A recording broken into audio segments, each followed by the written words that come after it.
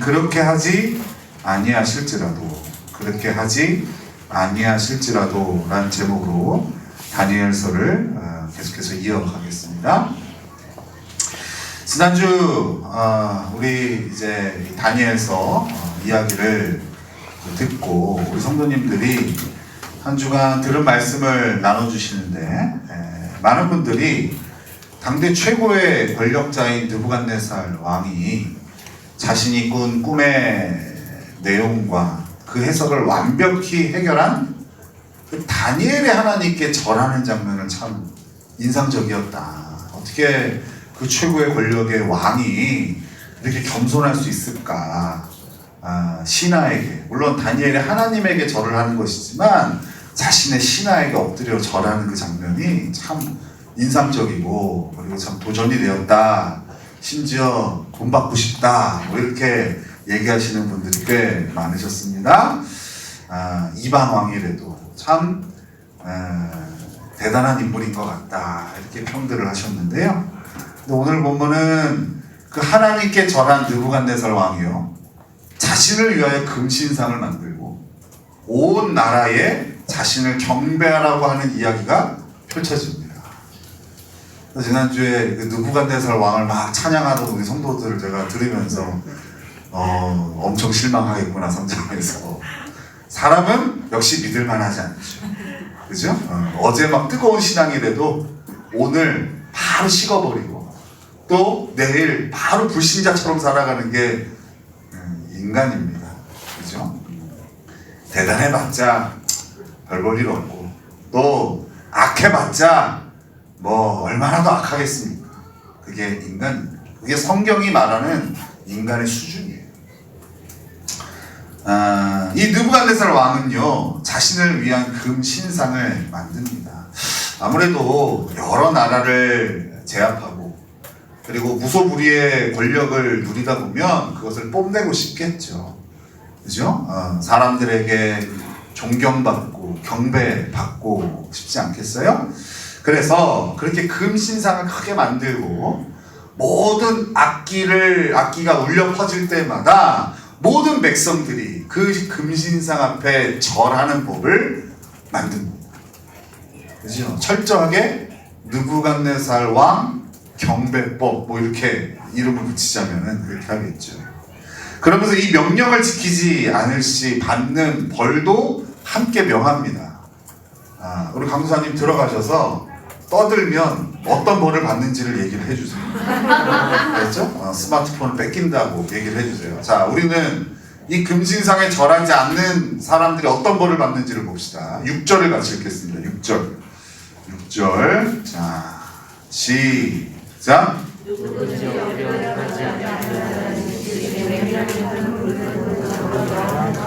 여기 보니까 즉시라고 되어 있어요. 뭐 재판할 것도 없어요. 현행범으로 딱 잡아서 풀무불에 잡아 넣습니다. 자, 풀무불은 우리에게 좀 익숙하지 않은 단어인데요, 철을 녹이는 용광로입니다. 용광로. 거기 들어가면 안 탈 게 없죠. 탈 게 아니라 녹아버리겠죠. 그죠? 왕의 이 명령대로 바벨론의 모든 백성들은 어떻게 합니까? 모든 악기가 울릴 때마다 느부갓네살 왕이 세운 금신상 앞에 엎드려 절을 합니다. 그러나 다니엘의 새 친구인 하나냐, 미사엘, 아사랴, 이들이 오늘 본문에서는 바벨론식으로 창시개명된 이름이 나와요. 사드락, 메삭, 아벤느고. 근데 우리는 이미 이들의 히브리식 이름을 알고 있죠. 하나냐, 미사엘, 아사랴. 이들은요, 느부갓네살 금신상에 절하지 않습니다.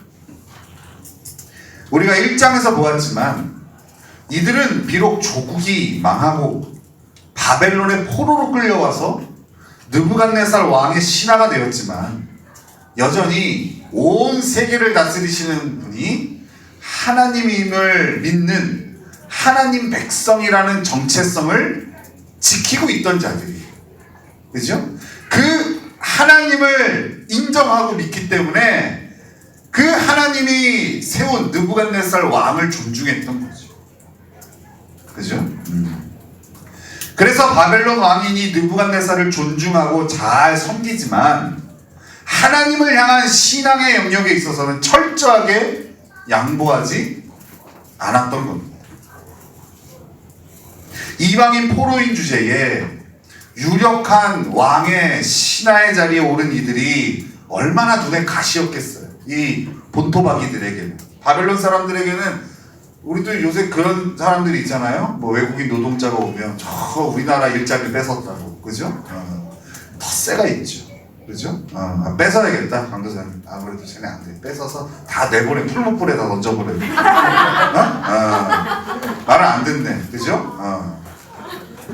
이 바벨론 사람들은요, 이 다니엘의 세 친구를요 제거할 수 있는 좋은 기회를 잡는 거죠, 그죠? 아무리 봐도 꼬투리를 잡을 게 없었는데 요거 딱 꼬투리를 잡아서 왕에게 바로 이 다니엘의 세 친구를 고소합니다. 자, 우리 그 장면을 한번 보겠습니다. 12절입니다. 12절.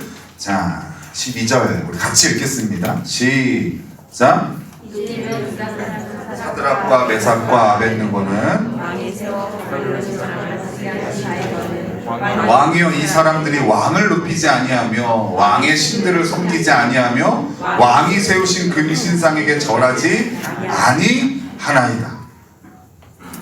자, 이런 이제 고소를 들은 왕이요 분노합니다. 그죠? 뭘 분노했다는 단어를 두 번 씁니다. 그죠? 왕이 뭐라고 표현하죠? 화를 내고 몇 절입니까? 13절에 왕이 노하고 분하여, 그죠? 얼마나 화가 났는지를 알 수 있겠죠? 그래서 이 왕이 이제 이들을 끌고 오라고 명합니다.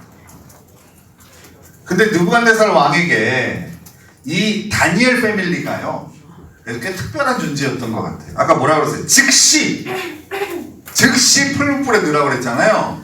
근데 불러다 놓고 다시 한번 물어봅니다. 너네 정말 그랬어? 그러면서 다시 한번 기회를 줘요. 자, 15절에 그 장면입니다. 15절 읽겠습니다. 시작. 이제라도 너희가 준비하였다가 나팔과 피리와 수금과 사면금과 양금과 생황과 및 모든 악기 소리를 들을 때 내가 만든 신상 앞에 엎드려 절하면 좋거니와 너희가 만일 절하지 아니하면 즉시 너희를 맹렬히 타는 풀문불 가운데 던져 넣을 것이니 능히 너희를 내 손에서 건져낼 신이 누구이겠느냐 하니. 느부갓네살은 이 유능한 신하들을 잃고 싶지 않았어요. 하지만 자신의 명령을 따르지 않는 이들을 그냥 놓아줄 수는 없죠. 그렇게 되면 어떻게 되겠어요? 왕의 권위가 땅에 떨어지겠죠. 그리고 지금 느부갓네살은 흥분해서 그것을 따질 겨를이 아니었던 거예요. 그래서 다시 한번 물어본 거예요. 근데 이 질문이 오늘 15절에 했던 이 질문이 재밌어요. 이렇게 질문한 거예요. 야, 너네들에게 참된 신이 누구냐? 이걸 물어본 거예요. 하나 택해. 하나님이야? 아니면 나 느부갓네살이야? 이걸 물어보는 거예요. 너에게 진짜 왕이 누구야? 여러분, 이것은 다니엘서 1장에서도 계속 나온 질문이에요. 다니엘서를 읽고 있는 우리들에게 하나님 계속 질문하는 거예요. 너의 왕이 누구냐? 너 진짜 왕이 누구야? 이 질문을 계속 하고 있는데 이 다니엘과 세 친구는 하나님이 주신 모범 답안을 들고 있는 사람들인 거예요. 우리도 살다 보면 이런 질문 앞에 많이 서게 되죠. 예전 사역했던 교회에 아들이 넷인 가정이 있어요. 아들이 넷.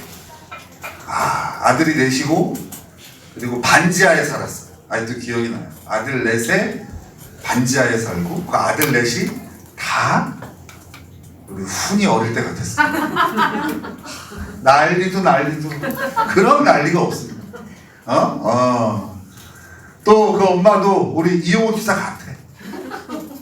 배가 아파가지고 이제 애기를 낳아야 되는데 성격이 급해가지고 구급차가 왔는데 그냥 놔버렸어 집에서.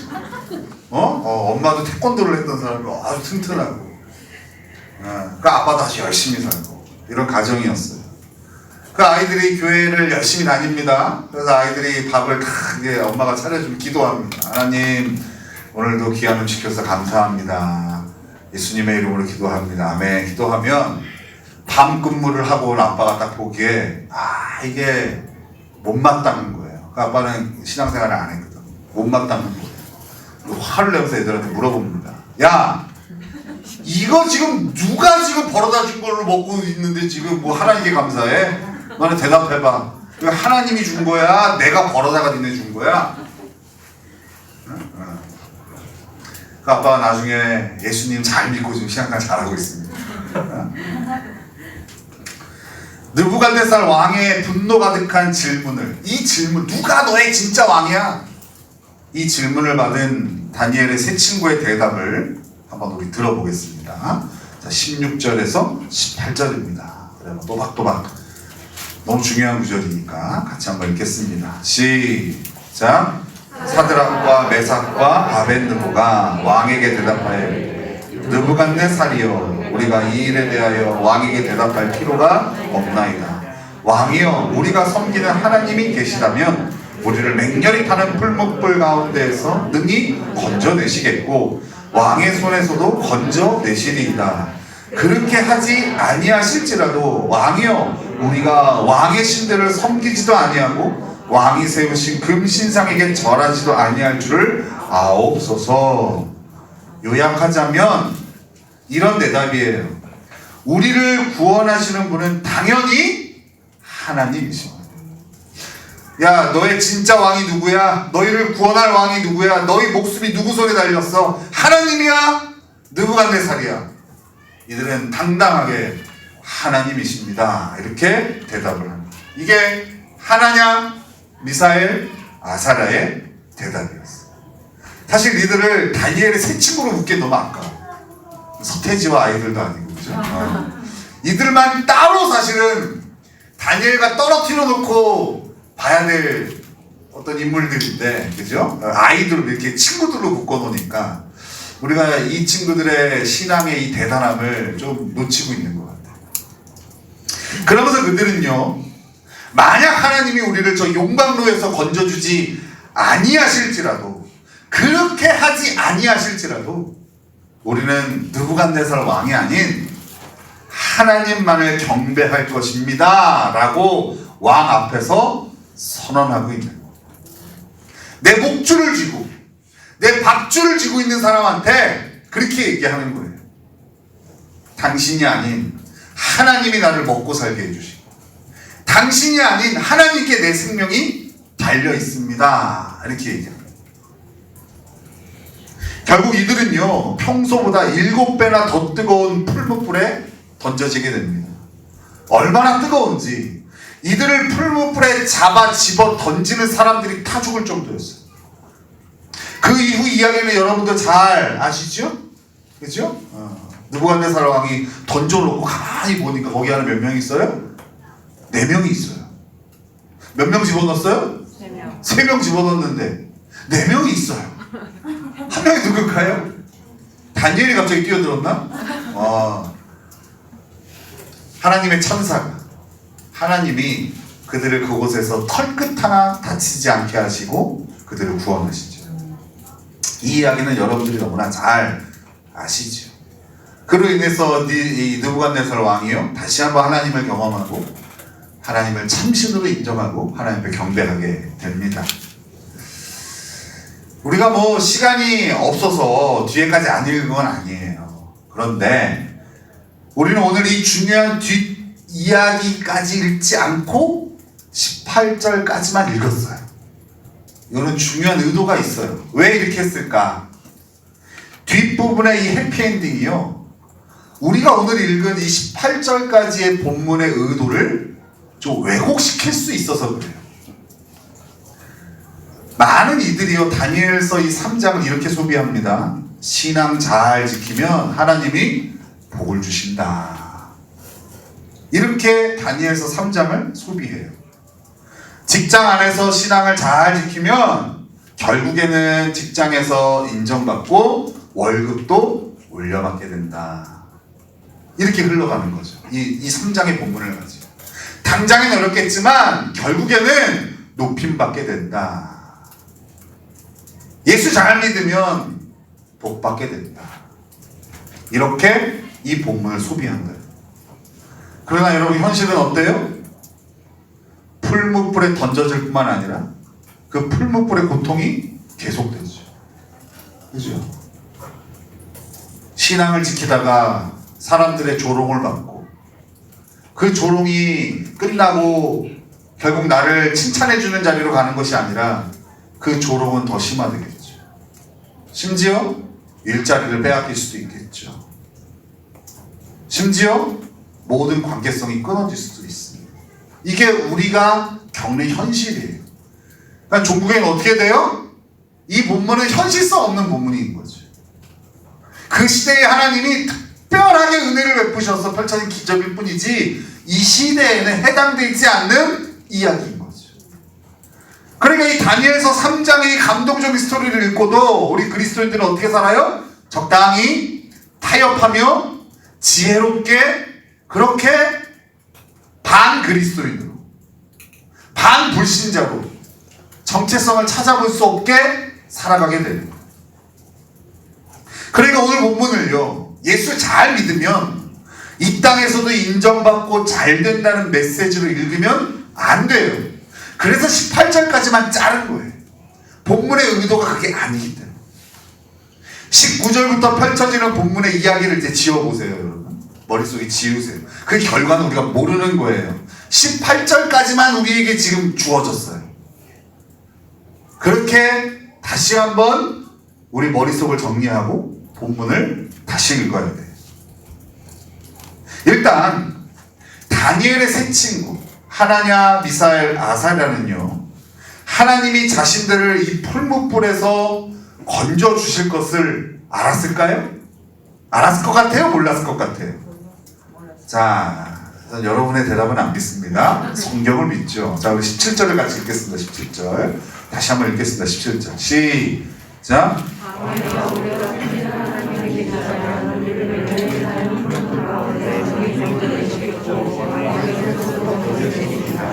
어떻습니까, 여러분?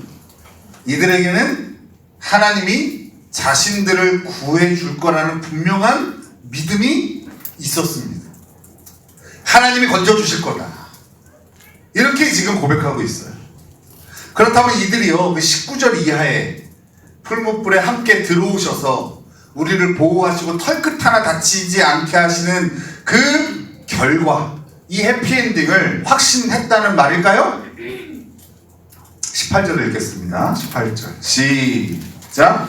그렇게 하지 아니하실지라도 왕이여, 우리가 왕의 신들을 섬기지도 아니하고 왕이 세우신 금신상에게 절하지도 아니할 줄을 아옵소서. 그러니까 그 19절 이하의 해피엔딩을 확신한 것은 아니었어요. 그렇게 하지 아니하실지라도. 이 말은 하나님이 자신들을 풀무불에서 구해주지 않으실 수도 있다고 생각한 거죠. 지금 여러분, 이 세 친구의 믿음은요, 어떠한 결과에 대한 확신이 아니었어요. 우리가 건진받을 거야, 우리가 살아남을 거야, 우리가 높아질 거야, 이런 결과에 대한 믿음이 아니라 이들은 하나님에 대한 믿음이 있었어요. 하나님에 대한 확신이 있었던 거지, 그 하나님이 주신 결과에 대한 믿음을 가졌던 건 아니에요. 많은 교회 안의 성도들이 이런 믿음을 갖고 있어요. 예수 믿으면 건강해질 거야. 예수 잘 믿으면 사업이 잘 될 거야. 예수 잘 믿으면 공부 잘하게 될 거야. 어떻습니까, 여러분? 여러분의 믿음은 제가 지금 소개한 믿음과 닮아 있습니까? 근데 잘 살펴보면 이런 믿음은요, 하나님을 향한 믿음은 아니죠. 하나님이 주신 결과에 대한 믿음이죠. 이런 거 주실 거야, 저런 거 주실 거야, 좋은 거 주실 거야, 내가 원하는 거 이루어 주실 거야, 그 결과에 대한 믿음이지 하나님을 향한 믿음은 아니죠. 즉 이런 믿음을 소유한 자들에게는 하나님이 자신이 원하는 결과를 가져다주는 수단에 불과한 거예요. 자, 내가 이루고 싶은 게 있어요. 이 원하는 걸 이루는 데에 하나님이란 신이 능력이 있어. 그래서 이 하나님이란 신을 내가 고용해서 이 결과를 이루기 위한 수단으로 사용하는 거죠. 근데 이것을 포장해서 사람들은 믿음이라고 착각하고 있는 거예요. 그래서 그 결과가 주어지지 않는 것에 대해서 어떻게 해요? 실망하고 낙심하죠. 그런 결과가 주어지지 않는 하나님은 언제든지 내가 바꿔버릴 수 있어요. 배반할 수 있는 거예요. 왜요? 수단입니다. 수단이 시원치 않으면 결과를 얻기 위해서 수단은 바꿔질 수 있는 거죠. 한국에 고질적인 병폐가 있죠. 자식이 고3이 되어지면 모든 교회에서의 예배와 활동을 중단시키는 부모들이 있어요. 그렇죠? 달라요. 고2 때와 고3 때의 신앙생활이 달라져요. 왜 그럴까요? 이들에게는 어떤 믿음이 있어요? 내 자식이 좋은 대학 갈 거라는 믿음이 있어요. 하나님은 내 자식을 좋은 대학 가게 해주실 거야. 이 사람에게 하나님은 어떤 분이에요? 내 자식을 좋은 대학에 보내시는 수단에 불과한 거예요. 그러니까 고3이 되어지면 하나님은 이 부분에 있어서 그렇게 전문가 같지가 않아. 그러니 세상의 수단을 사용하는 거예요. 더 열심히 학원 보내고 주일날에도 공부시키고 수련회도 안 가게. 그렇죠. 형 가끔 우리 예술들 보면 고3이 착각이 들어. 작년하고 별반 다를 바가 없어. 작년에도 열심히 안 하는 것 같고 올해도 열심히 안 하는 것 같아. 고3이라고 저한테 와서 목사님 저 고3 됐으니까 반주를 좀 반만 할게요. 어? 마지막 거는 못하고요 앞에 거만 하고 갈게요. 이런 부탁을 들어본 적이 없어요. 감사한 거죠. 그죠? 먹고 사는 문제만 걸리면 모든 신앙생활을 내팽개치는 성도들이 꽤 많아요.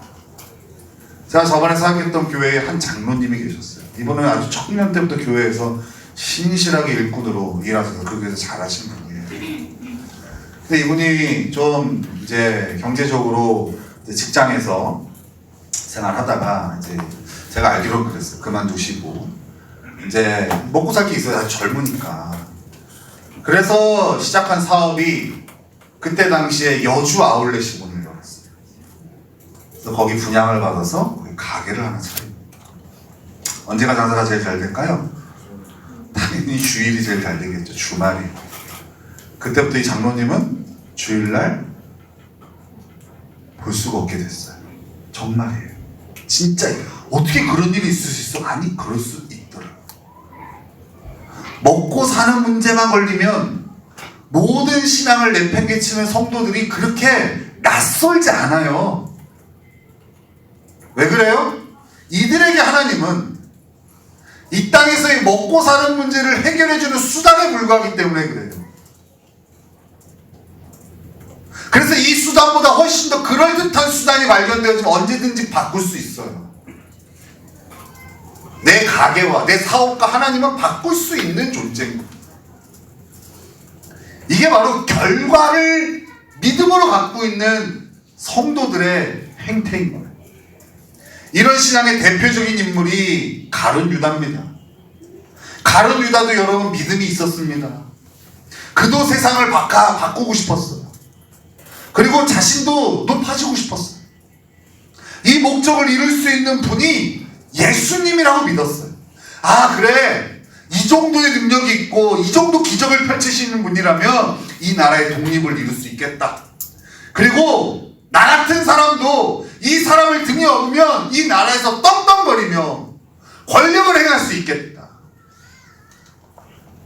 그는 그렇게 예수님을 자신의 삶에 자신이 원하는 결과를 얻는 수단으로 삼은 거예요. 그러나 내가 수단으로 삼은 이 예수님이 자꾸 이상한 얘기를 해요. 고난을 얘기하고 죽음을 얘기하고 십자가를 얘기해요. 그 당시에 가장 참혹한 형틀인데요.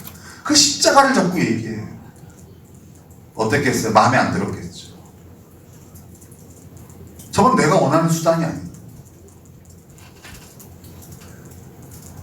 그 순간 그는 자신이 원하는 목적을 이룰 수 없다고 느꼈고 자연스럽게 그는 예수님을 배반하게 됩니다. 이게 갑자기 막 사단이 들어와서 펼쳐지고 그런 게 아니라 그의 사고방식이 처음부터, 예수님을 따르는 처음부터 그는 이렇게 예수님을 한 번도 주인으로 모신 적이 없었던 거예요. 그저 이 땅을 잘 살아가는 데 필요한 수단, 이 땅의 수많은 신들 중에 하나 정도로 여겼던 거예요. 그러니 그거보다 더 좋은 신앙, 더 좋은 신이 발견됐는데 내팽개쳐야죠. 갈아타야죠. 그러나 다니엘의 세 친구들은요, 하나님이 수단이 아닌 목적이었어요. 하나님이 그 인생의 목적이었다. 그래서 그들에게 믿음으로 펼쳐지는 결과는 그리 중요한 이슈가 아니었어요. 내가 믿음으로 행했을 때 펼쳐지는 결과, 이건 하나도 중요하지 않아요. 왜요? 그들에게는 하나님이 중요해요. 잘 돼도 좋지만 안 되더라도 실망하지 않는 거예요. 왜요? 이미 날 구원해 주신 하나님으로 인해 만족하고 감사하고 있기 때문에. 이미 그들에게는 하나님이 그들의 인생의 유일한 목적이기 때문에 그런 거죠. 그렇죠? 이게 너무 중요해요. 우리 임수현 지사님, 지금 아들이 중간에 나가도 실망할 필요가 없는 거예요. 그렇죠? 저 결과는 중요하죠. 예수님을, 하나님은 내 아들을 바꾸는 수단이 아니잖아. 그죠? 이걸 놓치면 안 되는 거예요. 이게 이 다니엘의 세 친구의 믿음이었어요. 하나님을 믿는 게 중요하지. 내가 하나님의 자녀가 되었다는 게 중요하지. 나 같은 죄인이 구원받았다는 게 중요한 거지. 그 하나님으로 인해 이 땅에서 펼쳐지는 결과들이 내 마음에 들지 않는다고 하더라도 하나도 중요하지 않은 거예요. 하나님은 그들에게 수단이 아닌 목적이십니다. 여러분은 어떻습니까? 여러분에게 하나님은 수단입니까? 아니면 하나님이 여러분의 인생의 목적이 되십니까? 혹시 여러분은 예수 믿고 삶이 어려워진 것을 불평하고 있지는 않습니까?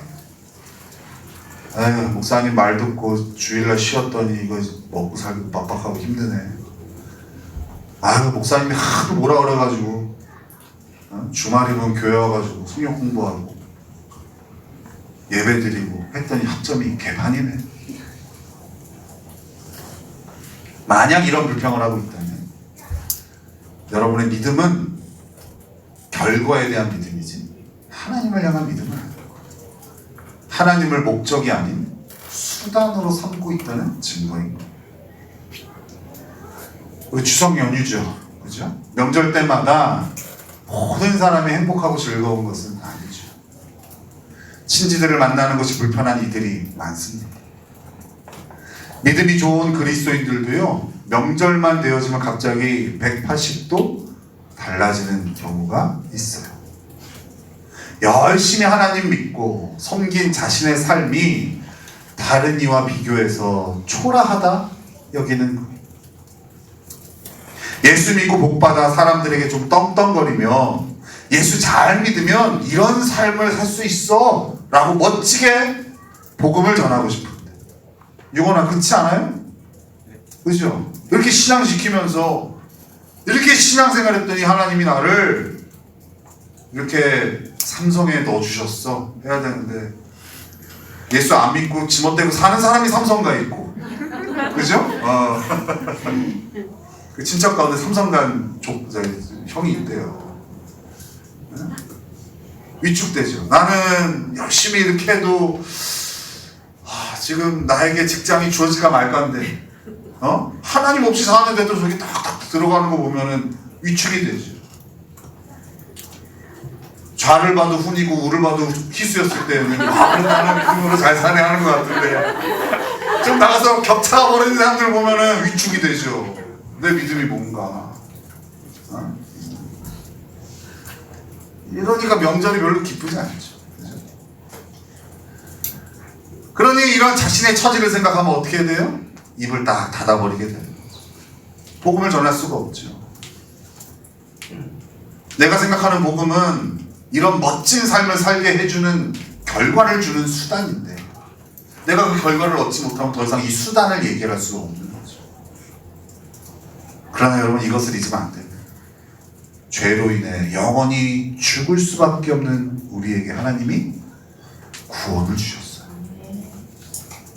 당신의 아들을 핏값을 지불하시면서 우리에게 주신 것이 구원이에요. 이 구원은 이 땅의 모든 것을 합쳐도 감히 비교할 수 없는 가장 값진 거예요. 그래서 우리에게는요, 이 구원보다, 그리고 구원을 주신 하나님보다 더 큰 목적이 있을 수 없는 거예요. 가끔 비전을 자기가 원하는 야망과 착각하는 경우들이 있어요. 돈 많이 벌고 높은 자리에 올라가고 사업을 크게 하고, 그건 비전이 될 수 없죠. 왜요? 이미 우리가 얻은 구원보다 더 큰 게 아니잖아요. 자꾸 하나님을 이용해서 뭔가를 얻으려고 해서는 안 돼요. 그거 주면 감사하겠지만 그거 주어지지 않아도, 그렇게 하지 아니하실지라도 괜찮아야 돼요. 왜요? 내가 이미 받은 구원의 가치가 이 땅의 모든 것을 앞에도 크기 때문에, 감히 비교할 수 없기 때문에, 내가 설령 저 사람보다 초라하게 살더라도 내 안에 계신 하나님으로 인하여 당당할 수 있는 이유는, 나는 이 땅에서의 가장 큰 인생의 목적이 바로 하나님이시기 때문에, 그분이 나와 함께 계시기 때문입니다. 그런데 이 하나님이 수단에 머물러 있으면 결과에 집착하게 돼요. 그거는 기독교가 아니에요. 거기에 십자가가 없어요. 여전히 여러분들이 남들보다 큰 아파트 평수에 살아야만 복음을 전할 수 있다, 여기. 남들보다 더 좋은 차를 굴려야만 복음을 전할 수 있다고 생각하고, 여전히 세상에서 떵떵거리며 살아야 복음을 전할 수 있다고 생각한다면, 여러분이 믿는 하나님은 하나님이 아니세요. 하나님은 절대 당신을 수단으로 굴리는 자들의 신으로 머물지 않으세요. 그래서 우리도 이 하나냐 미사엘 아사랴처럼 이렇게 고백할 수 있는 거예요. 그렇게 하지 아니하실지라도, 그렇게 하지 아니하실지라도, 내가 원하는 결과가 주어지지 아니할지라도 나는 하나님만을 섬기겠습니다. 나는 하나님으로 인하여 감사하겠습니다. 이 고백을 누가 할 수 있다고요? 구원받은 그리스도인들만이 할 수 있는 거예요. 결과에 대해서 불평하는 거는요, 다 그렇게 살아요. 그리스도 아니라도 다 할 수 있어요. 근데 그리스도인들만 할 수 있는 게 있어요.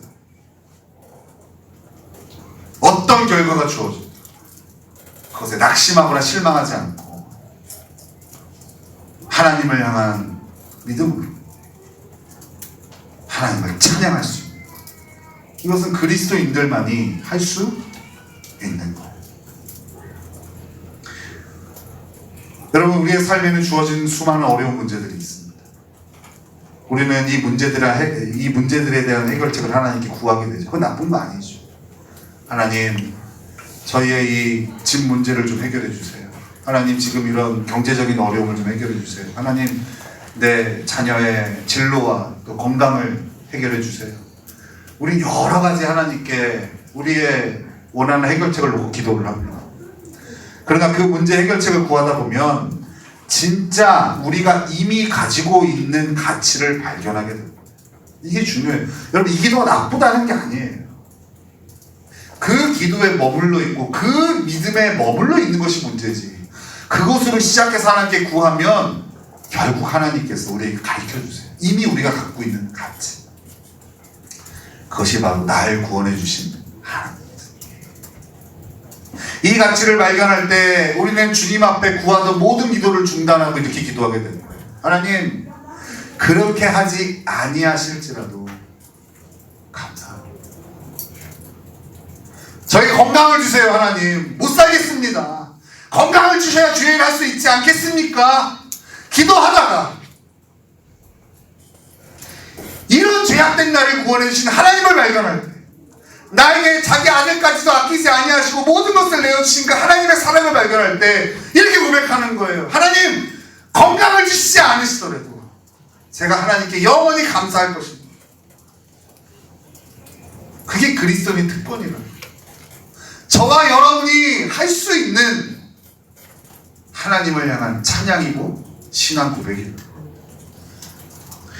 그래서 신앙생활에 여러분 해피엔딩을 목적으로 삼으면 안 돼요. 잘 되는 걸 목적으로 삼으면 안 돼요. 그렇게 되어지면 반드시 하나님은 수단이 되어져요. 우리는 하나님을 수단으로 삼는 거예요. 우리 그런 우를 버리고 하나님이 우리 인생의 목적이 되십니다. 진정한 축복의 삶을 누리는 저와 여러분이 되시기를 예수님의 이름으로 축원합니다.